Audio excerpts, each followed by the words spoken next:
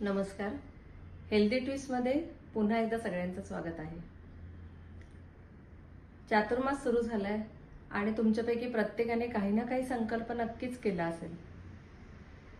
तर मी सुद्धा एक संकल्प केलाय विष्णू सहस्त्रनामाचा. सगळ्यांना माहिती असेल की महाभारतामध्ये 5 प्रकरणं होती. भगवद्गीता, विष्णू सहस्त्रनाम, अनुस्मृती, गजेंद्र मोक्ष आणि भीष्मस्तवराज. यापैकी भगवद्गीता ही श्रीकृष्णाने अर्जुनाला सांगितली, तर बाकीची 4 प्रकरणं जी आहेत ती भीष्माचार्यांनी धर्मराजाला सांगितली. आणि या 5 प्रकरणांना मिळून पंचरत्नी गीता असंही संबोधलं जातं. तर त्यापैकी भगवद्गीतेबद्दल तर बरंच बोललं जातं. विष्णू सहस्त्रनाम पण काही जण श्रवण आणि पठण करतात, पण काही जणांना रेग्युलर त्याचं करणं, श्रवण किंवा पठण हे शक्य होत नाही, किंवा कधी कधी केलं तरी त्यातल्या काही शब्दांचे अर्थ माहिती नसतात. आता मी स्वतः जेव्हा रामरक्षा अर्थासहित शिकले तेव्हा मला ती नव्याने इतकी आवडली की त्यामुळे मी संस्कृत भाषेचा अभ्यास करण्याचं ठरवलं. आपली भाषा खरंच खूपच समृद्ध आणि सुंदर आहे.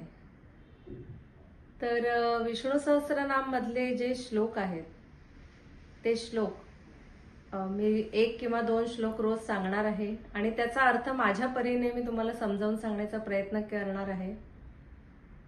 तर हा एक उपक्रम आपण चातुर्मासानिमित्त करूया, हा संकल्प करूया. मला आशा आहे की माझ्या मैत्रिणींना माझ्यासोबत यायला नक्की आवडेल. तुम्ही अर्थातच व्हिडिओ तुमच्या सोयीने कधीही बघू शकता.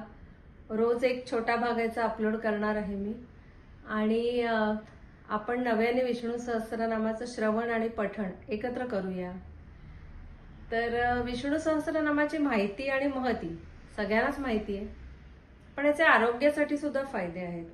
किंवा आपल्या शरीरातले काही दोष असतील, आपल्या घरातले काही दोष असतील तेही जातात. ग्रहपीडा नाहीशी होते आणि संकट निवारण किंवा आपल्या शारीरिक व्याधींवर उपाय म्हणून सुद्धा काही जण विष्णू सहस्त्रनाम म्हणतात आणि त्यांना त्याच्याने फरकही पडतो.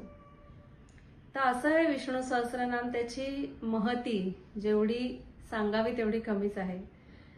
तर सुरुवातीचे जे भाग आहेत, म्हणजे सुरुवातीची जी प्रस्तावना म्हणता येईल, तर त्यातले श्लोक मी घेणार नाहीये. त्याच्यामध्ये युधिष्ठिर काय म्हणाले, वैशंपायन काय म्हणाले, अर्जुनाचे संवाद, भीष्माचार्यांची उत्तरं, हा एक छोटासा भाग आहे. तर त्यानंतर विष्णू सहस्त्रनाम जिथून चालू होतं ते 108 श्लोक आणि फलश्रुतीचे श्लोक असे आपण या 4 महिन्यामध्ये म्हणायचे आहेत. तर चला मग सुरुवात करूया विष्णू सहस्त्रनाम म्हणायला. शांताकारं भुजगशयनं पद्मनाभं सुरेशं विश्वाधारं गगनसदृशं मेघवर्णं शुभांगं लक्ष्मीकान्तं कमलनयनं योगिभिर्ध्यानगम्यं वन्दे विष्णुं भवभयहरणं सर्वलोकैकनाथम्. ओम नमो भगवते वासुदेवाय.